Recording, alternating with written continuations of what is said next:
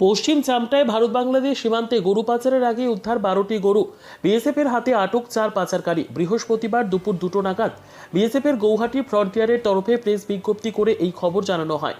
বিএসএফের তরফে জানা গিয়েছে, বুধবার মধ্যরাতে গোপন সূত্রে তথ্যের ভিত্তিতে বিএসএফ জওয়ানরা সীমান্ত প্রহরায় অন্যান্য দিনের তুলনায় বেশি সতর্ক ছিল। জানা গিয়েছে, গতকাল বুধবার মধ্যরাতে পশ্চিম চামটা ভারত বাংলাদেশ সীমান্ত এলাকায় বাংলাদেশে গরু পাচারের উদ্দেশ্যে 15 থেকে 20 জনের এক পাচারকারী দল একটি ছোট 4 চাকার গাড়ি ভর্তি গরু নিয়ে জড়ো হয়। সেই মুহূর্তে বিএসএফ জওয়ানরা অভিযান চালালে পাচারকারী দলটির এক সদস্য তাদের কাছে থাকা দেশীয় পিস্তল থেকে 1 রাউন্ড গুলি করে বলেও জানায় বিএসএফ।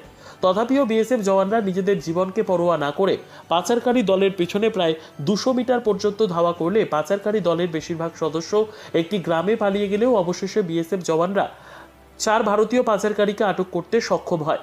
পাশাপাশি একটি ছোট 4 চাকার গাড়ি ভর্তি 12টি গরু উদ্ধার করে।